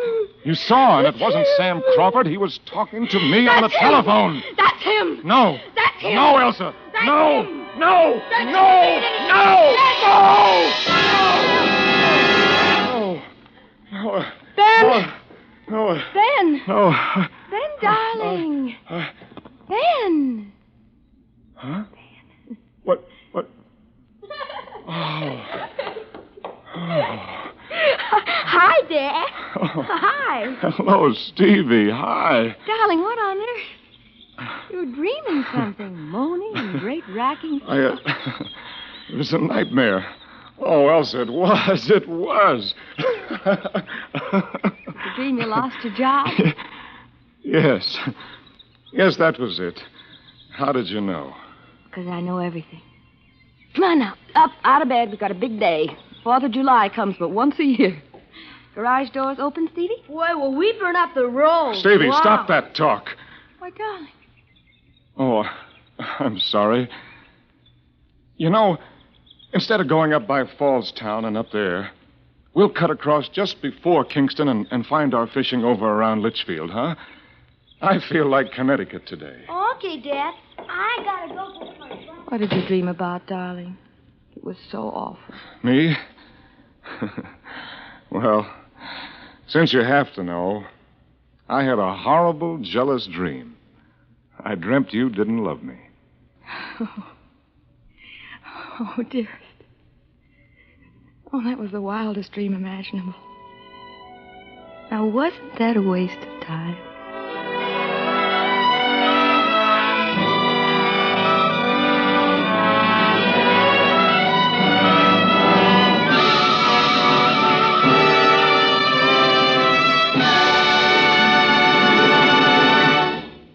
Suspense, presented by Autolite.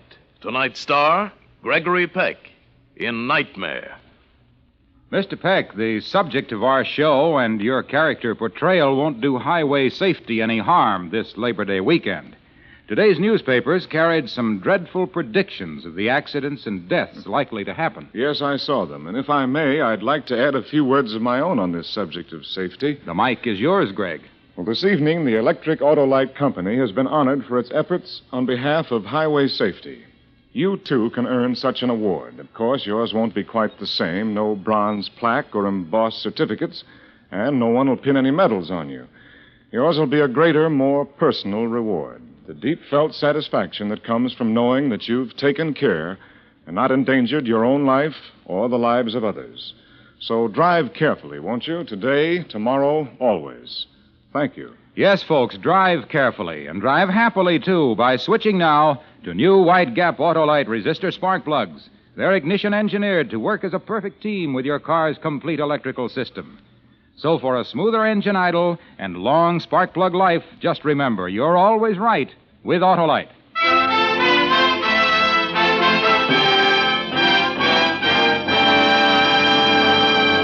Next Thursday for Suspense, Ray Milland will be our star. The play is called Chicken Feed, and it's the story of a man whose life was worth, literally, a nickel. It is, as we say, A tale well calculated to keep you in suspense.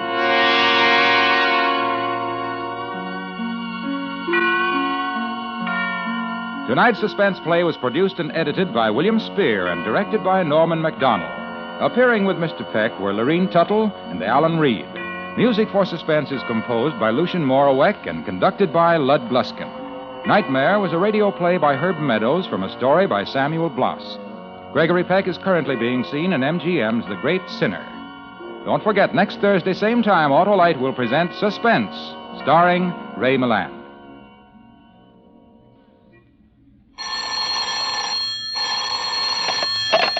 You can buy Autolite resistor spark plugs, Autolite stay-full batteries, Autolite electrical parts at your neighborhood Autolite dealers. Drive right. Switch to Autolite. Good night. This is CBS, the Columbia Broadcasting System.